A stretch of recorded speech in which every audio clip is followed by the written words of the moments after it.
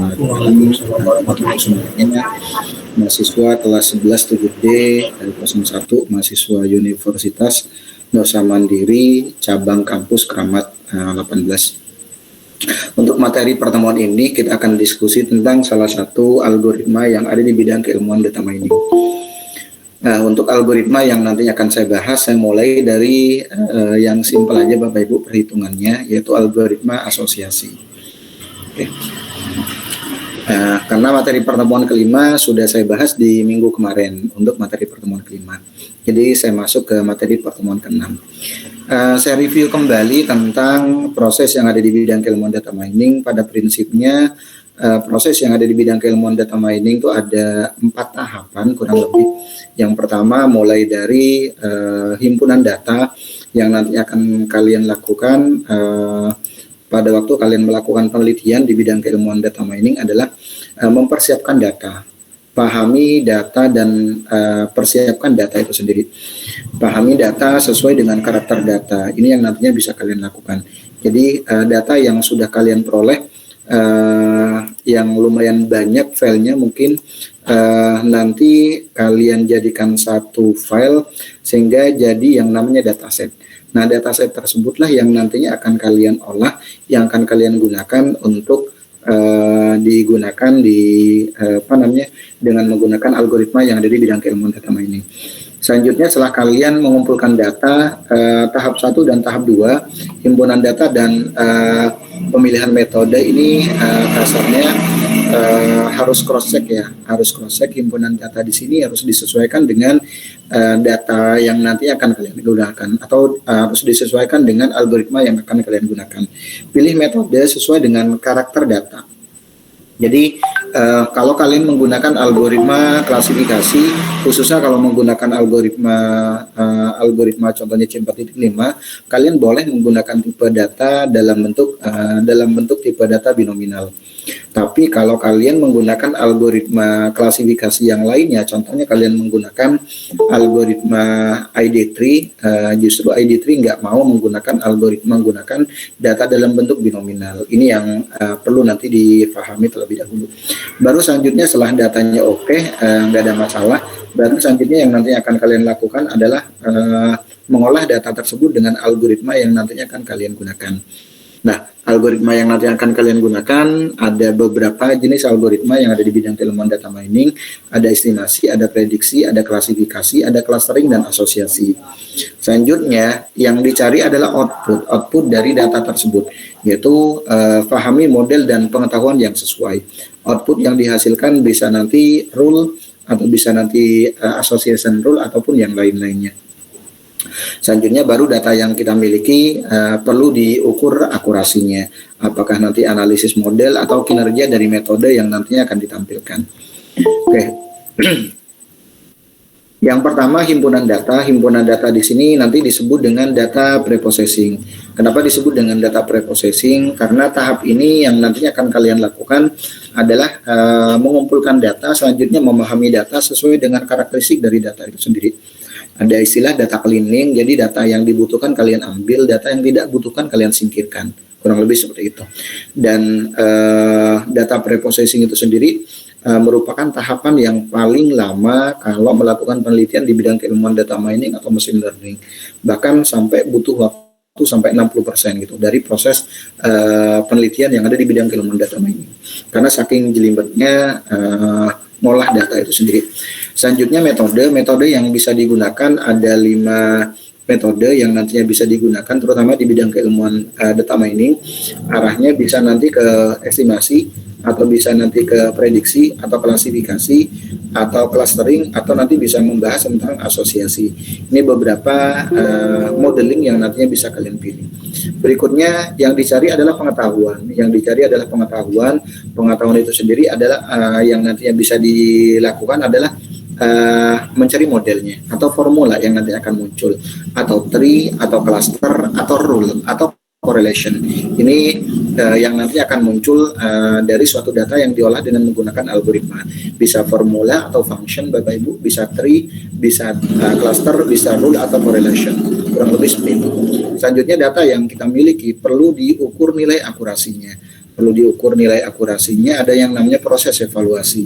Ini pun kemarin sudah saya contohkan gimana cara membuat yang namanya evaluasi dan validasi dari model data yang dimiliki. Kurang lebih seperti itu.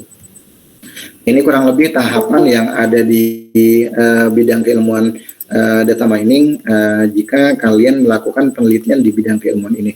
Jadi mulai dari yang pertama himpunan dataset yang nantinya harus dilakukan. Himpunan dataset selanjutnya tahap berikutnya adalah memilih algoritma yang nantinya akan kalian gunakan, menentukan algoritma yang nantinya akan kalian gunakan atau metode yang nantinya akan kalian gunakan. Baru selanjutnya pengetahuan yang nanti akan ditampilkan. Pengetahuan di sini bisa bentuknya ada role ataupun yang lain-lainnya. Terakhir, data yang kalian miliki perlu dievaluasi. Oke, ada beberapa metode yang ada di bidang keilmuan data mining yang arahnya ke estimasi, forecasting atau prediksi atau peramalan atau klasifikasi, atau nanti bisa bahas tentang clustering atau bisa bahas tentang asosiasi. Ini beberapa metode yang ada di bidang keilmuan data mining yang nantinya bisa kalian bahas.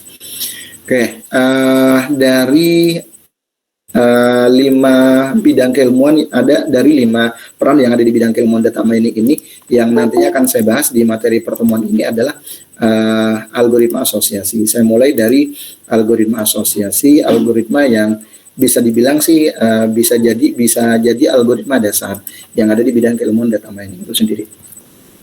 Oke, saya bahas tentang algoritma asosiasi. Algoritma asosiasi itu sendiri yang akan saya bahas adalah algoritma a priori. Salah satu output yang dihasilkan dari algoritma data mining adalah association rule. Association rule itu sendiri bisa kita buat dalam bentuk if, antecedent, dan consequent. Jika titik-titik maka titik-titik, contohnya seperti yang sebelum-sebelumnya sudah saya contohkan. Association rule dapat digunakan untuk menemukan hubungan sebab akibat. Jika konsumen beli barang A, biasanya dia beli barang apa? Contohnya seperti itu. Selanjutnya, salah satu penggunaan association rule yang banyak digunakan adalah mendukung pengambilan keputusan dalam bidang pemasaran biasanya. Misalnya untuk mengetahui pola pembelian pelanggan, menentukan tata letak barang, dan yang lain-lainnya. Untuk mencari association rule dari suatu kumpulan data, tahap pertama yang harus kita lakukan adalah mencari frequent item set. Frequent item set itu sendiri merupakan sekumpulan item yang sering muncul secara bersamaan. Setelah semua pola frequent item set nanti ditemukan, barulah nanti mencari aturan asosiasi atau aturan keterkaitan yang memenuhi syarat yang telah ditentukan atau yang nantinya disebut dengan minimum, syarat minimum. Apakah nanti baik contohnya di supportnya atau nanti di confidence-nya. Oke, untuk association rule diperlukan suatu variabel ukuran yang ditentukan sendiri nanti oleh penulis atau oleh peneliti yang fungsinya adalah menentukan batasan sejauh mana atau sebanyak apa output yang nantinya diinginkan. Jadi sebenarnya aturan atau variabel ukuran yang nantinya akan kita gunakan atau syarat minimum yang nanti akan kita gunakan sebenarnya buat ngefilter Bapak Ibu. Buat ngefilter, toh nanti yang akan digunakan adalah nilai terbesar dari algoritma tersebut yang nanti akan digunakan. Oke, yang akan kita bahas adalah algoritma a priori. Algoritma a priori di sini merupakan salah satu algoritma dasar yang ada di bidang keilmuan data mining. Algoritma a priori digunakan agar komputer nanti bisa mempelajari yang namanya aturan asosiasi. Jika titik-titik maka titik-titik, contohnya. Biasanya kadang disebut dengan affinity analysis atau biasa disebut dengan market basket analysis Bapak Ibu. Analisis asosiasi di sini nanti yang akan digunakan adalah ada nilai support dan nilai confident. Jadi yang nantinya akan digunakan untuk mencari frequent item set itu sendiri, nanti ada aturan asosiasi yang bisa diketahui dengan menggunakan 2 parameter. Yang pertama nanti bisa menggunakan support dan confident. Support itu apa? Support itu nilai penunjang Bapak Ibu. Nilai penunjang atau presentase kombinasi item tersebut dalam database. Contohnya datanya sebanyak berapa? Anggaplah datanya sebanyak 100. Selanjutnya yang disebut dengan nilai penunjang, data A contohnya muncul berapa kali? Anggaplah muncul 10 kali. Berarti nanti supportnya adalah kalau untuk yang satu item berarti 10/100 Bapak Ibu. 100 di sini jumlah datanya. Selanjutnya support di sini bisa 1 item atau 2 item atau 3 item. Kalau 2 item berarti muncul 2 barang sekaligus. Contoh, kalau konsumen contohnya di suatu data muncul konsumen, kalau konsumen beli kopi, contohnya dia beli gula contohnya. Ini yang nantinya bisa dicari. 2 item gula dan kopi muncul secara bersamaan berapa kali? Kalau 3 item berarti munculnya 3 item barang secara bersamaan berapa kali Bapak Ibu? Dari jumlah data yang ada. Selanjutnya ada yang namanya nilai confident. Nilai kepastian adalah kuatnya hubungan antara item dalam aturan asosiasi. Ini yang nantinya akan kita cari kalau kita menggunakan algoritma a priori. Contoh, pada hari Kamis malam 1000 pelanggan telah melakukan belanja di supermarket ABC, di mana 200 orang membeli sabun contohnya, sabun mandi. Dari 200 orang membeli sabun mandi, 50 orang membeli Fanta. Kalau kita buat nilai support dan confidence dari algoritma tersebut, contohnya jika membeli sabun mandi maka akan membeli Fanta. Supportnya 200 per 1000. 1000 di sini total transaksinya Bapak Ibu. Dan confidence-nya ya dari banyaknya yang membeli sabun mandi dan membeli Fanta itu berapa? 50 per total yang membeli sabun mandi dan Fanta, yaitu 200 orang. Ini nanti untuk perhitungannya. Oke, contoh Bapak Ibu, contoh penerapan algoritma asosiasi biasanya buat peletakan barang, penempatan barang yang sering dibeli secara bersamaan, biasanya di swalayan ataupun yang lain-lainnya. Atau contohnya kalau di Amazon ada yang namanya rekomendasi atau recommender. Selanjutnya kalau di contohnya seperti ini, kalau saya klik satu barang nanti akan muncul barang yang lain, contohnya akan muncul barang lain yang biasanya dibeli secara bersamaan oleh pembeli yang lainnya. Kalau konsumen beli ini, biasanya dia beli buku ini juga loh, gitu. Gampangnya kayak itu. Oke, yang nantinya akan dilakukan adalah mencari nilai support. Nah, untuk nilai support yang dibahas nanti untuk yang nilai support rumusnya nanti ada yang 1 item Bapak Ibu, ada yang 2 item, ada yang 3 item, kalau bisa dilanjutin sampai nanti ke 4 item. Contoh untuk yang 1 item support A, jumlah transaksi mengandung A dibagi total transaksi. Berapa banyak total transaksi mengandung gula, contohnya dibagi total transaksi. Jumlah datanya ada berapa Bapak Ibu? Total transaksi mengandung transaksi yang total transaksi mengandung gula dibagi banyaknya total transaksi di database itu ada berapa gitu. Ini yang untuk yang support A. Selanjutnya ada support untuk yang 2 item. Untuk yang 2 item barang A dan barang B. Total transaksi mengandung A dan B dibagi total transaksi. Contoh kalau konsumen beli minuman, biasanya dia beli apa? Kalau konsumen beli kopi, dia akan beli gula. Berarti nanti supportnya adalah total transaksi mengandung gula dan kopi dibagi total transaksi. Total transaksi yang ada di database contohnya, atau dari data yang nantinya akan kita olah. Selanjutnya setelah kita tentukan frequent item setnya yang A dan B, kalau bisa contohnya lanjutin ke tahap berikutnya Bapak Ibu, ke 3 item. Berarti 3 barang nih. Total transaksi mengandung barang A, barang B, dan barang C yang muncul secara bersamaan dibagi total transaksi. Kalau seumpamanya masih bisa lagi sampai 3 sampai 4 item Bapak Ibu. Berarti total transaksi mengandung barang A, barang B, barang C, dan barang D. Ini yang nantinya bisa dilakukan. Selanjutnya kalau sudah mencari nilai supportnya, contohnya untuk yang 1 item, 2 item, 3 item, sampai nanti contoh ke 4 item, ternyata yang ketemu contohnya yang memenuhi syarat minimum support, contohnya yang memenuhi minimum support, anggaplah contohnya yang memenuhi minimum support, contohnya yang 2 item Bapak Ibu, karena yang lainnya tidak memenuhi minimum support contohnya. Maka setelah itu nanti kita buat yang namanya confidence-nya atau analisis pola frekuensi, atau yang harus kita cari adalah aturan asosiasinya. Oke, kalau yang 2 item kurang lebih perhitungannya seperti ini. Berarti nilai confident dari aturan jika A maka B diperoleh dengan rumus confident. Kita menggunakan rumus peluang B terhadap A sama dengan total transaksi mengandung A dibagi A dan B, total transaksi mengandung barang A dan B dibagi total transaksi mengandung A.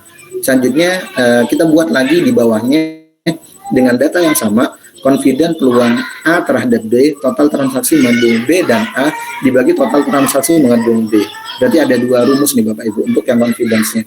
Yang pertama peluang B terhadap A, selanjutnya peluang A terhadap B. Yang membedakan adalah penyebutnya nih. Kalau di bawah penyebutnya.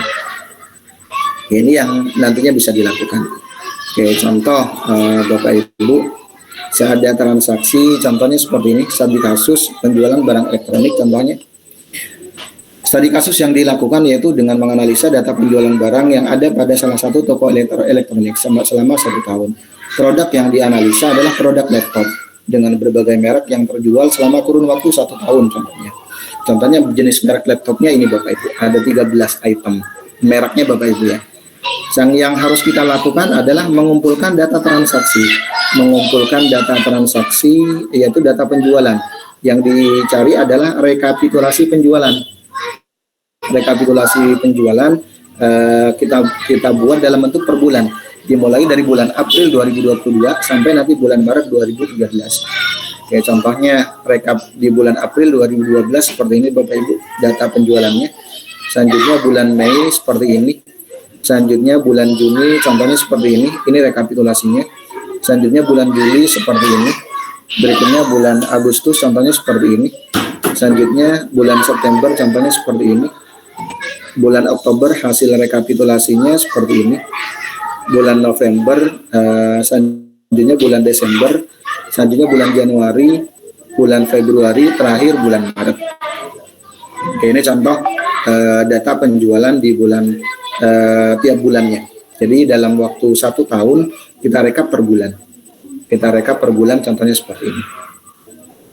Oke, selanjutnya yang bisa kita lakukan adalah membuat pola transaksi. Membuat pola transaksi penjualan produk. Berdasarkan transaksi penjualan produk elektronik, transaksi tersebut dapat diakumulasikan. Contoh saya ambil 3 laporan teratas Bapak Ibu per bulan. Saya ambil 3 laporan teratas per bulan dari data transaksi yang tadi. Contoh di bulan Maret Bapak Ibu, di bulan Maret yang 3 laporan teratas kan ada Samsung, ada HP, ada Asus kan Bapak Ibu. Ini yang akan kita ambil. Selanjutnya di bulan Februari ada 3 nih yang kita ambil, Acer, selanjutnya Toshiba dan Samsung. Jadi kalau dibuat frequent item setnya nanti seperti ini Bapak Ibu. Ini yang kita ambil tiap bulannya. Jadi bulan pertama, bulan kedua, bulan ketiga sampai bulan ke-12 yang kita ambilkan 1 tahun, cuman direkap per bulan gitu. Jadi dapat data contohnya seperti ini. Ini contohnya yang nantinya bisa kita lakukan contohnya. Nah selanjutnya setelah kita rekap seperti ini, kita jadikan frequent item set seperti ini, baru selanjutnya kita buat dalam bentuk bilangan biner. Dalam bentuk bilangan biner, kalau ada transaksi berarti 1 Bapak Ibu, kalau nggak ada transaksi berarti 0. Dari ini nih. Oke, contohnya kalau dilihat dari item data yang ini, yang ada di sini, jumlah datanya kan ada 1 Acer, Toshiba, Samsung, terus Asus, terus HP Bapak Ibu ya, ada 5. Jadi nanti kita bisa buat seperti ini Bapak Ibu, format tabularnya. Jadi kalau ada transaksi, contohnya di bulan, anggaplah di bulan 1 nih, Acer, Toshiba, Samsung gitu kan ya, yang muncul Acer, Toshiba, Samsung. Jadi Acer, Toshiba, dan Samsung kita berikan angka 1, sedangkan Asus dan HP kan nggak ada gitu. Sampai nanti bulan ke-12. Baru selanjutnya dari data ini nanti tinggal kita tinggal kita olah. Contohnya dalam kurun waktu 12 bulan di sini Acer muncul berapa kali nih Bapak Ibu. Ini yang disebut dengan 1 item. Asus muncul berapa kali, HP muncul berapa kali, Samsung muncul berapa kali, Toshiba muncul berapa kali. Ini untuk yang 1 item. Kalau 2 item, Acer dan Asus contohnya muncul berapa kali? 1, 2, 3, 4 contohnya Bapak Ibu. Selanjutnya Acer dan HP muncul berapa kali? Acer, HP di ke-6 ini. Selanjutnya 8, 2, ada 2 Bapak Ibu. Selanjutnya ada yang 10 nih, berarti ada 3 dan seterusnya. Itu yang nantinya kalian cari untuk yang 2 item. Selanjutnya untuk yang 3 item, contoh Acer, Asus, HP muncul berapa kali nih? Contohnya muncul cuma 1 kali nih Bapak Ibu, yang ke-18 itu. Selanjutnya Acer, Asus, Samsung, Acer, Asus, Toshiba dan seterusnya. Intinya yang 3 item Bapak Ibu. Contoh pembuatan item set yang kita lakukan pertama kali adalah nilai support untuk yang satu item Bapak Ibu. Minimum supportnya kita tentukan 30% contohnya. Kita tentukan 30%. Selanjutnya setelah kita tentukan 30%, nanti dapat rumus contohnya seperti ini. Support A sama dengan total transaksi Madung A dibagi total transaksi kali 100%. Datanya kan ada 5 item. Yang pertama ada Acer Bapak Ibu, ada Asus, ada HP, ada Samsung, dan ada Toshiba. Yang pertama untuk Acer total transaksi Madung Acer ada 9, dibagi total transaksi ada 12. Jadi dapat 75% dan terusnya Bapak Ibu. Begitu pula untuk yang 2 item. Karena di sini kan nggak ada yang di bawah 30%, maka kita lanjutkan ke pembentukan support A dan B. Untuk yang A dan B, rumusnya total transaksi mengandung A dan B dibagi total transaksi kali 100%. Oke, nanti perhitungannya kurang lebih seperti ini nih. Support Acer Asus, total datanya ada berapa? Ada 4 dibagi total transaksi 12. Acer HP, Acer Samsung, Acer Toshiba, dan seterusnya Bapak Ibu. Oke, ini contohnya untuk perhitungan kalau dari data yang tabular tadi Bapak Ibu. Oke, kalau selanjutnya saya rekap calon 2 item setnya kurang lebih ada 10 seperti ini. Calon 2 item setnya ada 10. Yang kita lihat kalau di bawah 30% kita nggak usah ambil. Jadi yang masuk kategori yang 30% ini ada 5 item. Ada Acer Asus, Acer Samsung, Acer Toshiba, dan seterusnya Bapak Ibu. Selanjutnya kita lanjut lagi contohnya ke 3 item Bapak Ibu.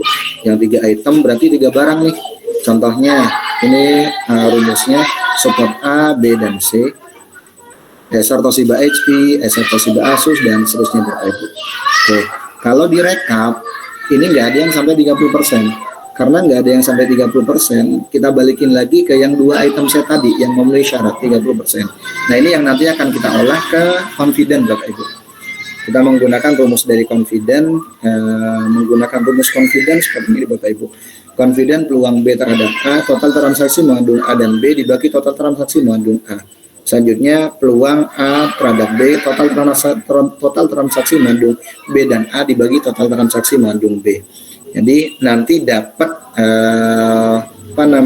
data seperti ini Bapak Ibu. Dapat data seperti ini.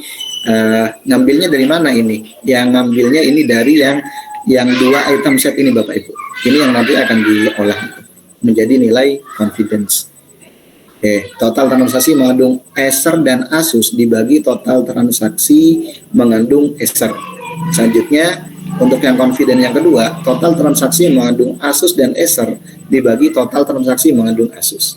Nanti akan ketemu nilai confidentnya berapa Bapak Ibu. Kurang lebih seperti itu. Contoh minimum confidentnya di sini saya tentukan 60%. Jadi yang nantinya masuk ke minimum confident nanti akan dihitung contohnya seperti ini Bapak Ibu. Sebenarnya kurang 2 nih perhitungannya. Selanjutnya yang perlu dilakukan adalah mencari asosiasi final. Untuk mencari asosiasi final adalah yang kita lakukan adalah mencari nilai terbesar. Nilai terbesar dari nilai support dan confidence. Kira-kira dari data yang ada yang memenuhi confident, minimum support dan confident itu yang mana gitu. Yang nantinya akan jadi asosiasi final adalah ini Bapak Ibu. Yang paling tinggi nilai supportnya 50%, confidentnya jika membeli Acer maka akan membeli Toshiba, supportnya 50%, confidentnya 66,67%. Jika membeli Toshiba maka akan membeli Acer, supportnya sama 50%, yang membedakan adalah confidence-nya. Kurang lebih seperti itu untuk perhitungan menggunakan algoritma a priori Bapak Ibu. Oke, sampai di sini ada pertanyaan untuk perhitungan manualnya.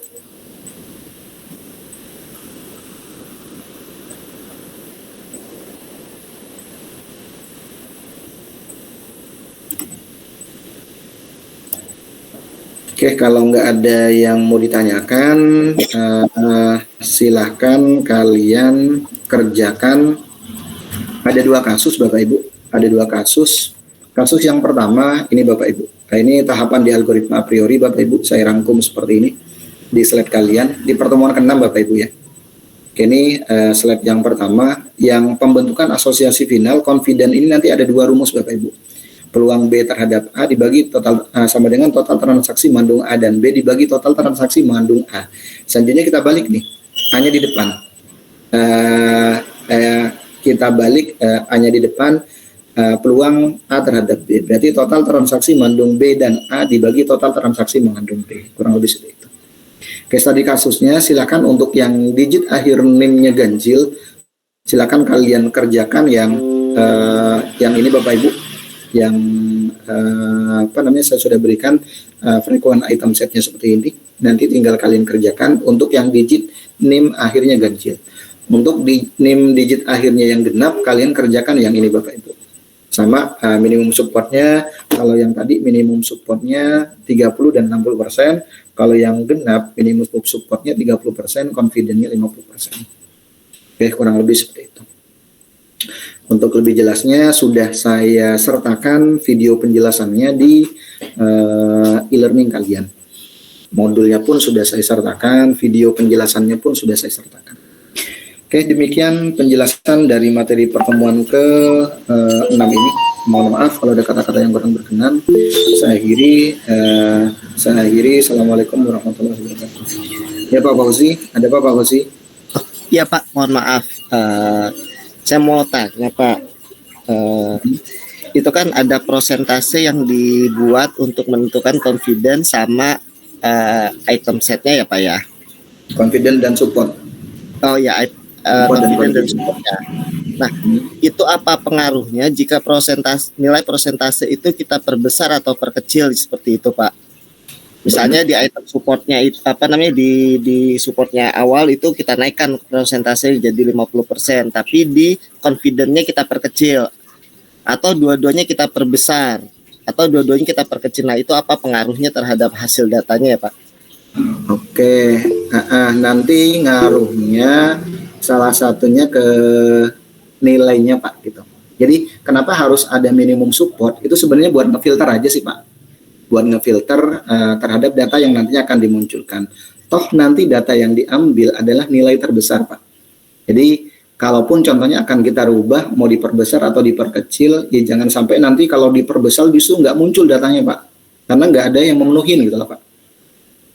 Oke, jadi untuk contohnya untuk yang support Pak, support contohnya baik yang support A dan B, support A, B, dan C, 1 item, 2 item, 3 item, atau 4 item, itu nanti harus sama Pak minimum supportnya. Nah untuk yang confidentnya boleh nanti dibedakan, nggak ada masalah. Gitu. Mau diperbesar ataupun diperkecil, tapi masalahnya kalau nanti diperbesar contohnya, tentunya nilai yang ditampilkan pun akan banyak dieliminasi, akan banyak difilter Pak gitu. Tapi kalau diperkecil justru akan banyak data yang dimunculkan, kurang lebih seperti itu Pak ngaruhnya. Ya, terima kasih Pak. Yo, ada lagi Bapak Ibu? Cukup? Kalau memang ada yang mau didiskusikan lagi, nanti silakan Bapak Ibu sambil diskusi di grup Bapak Ibu ya. Oke, izin sambil saya live Bapak Ibu ya.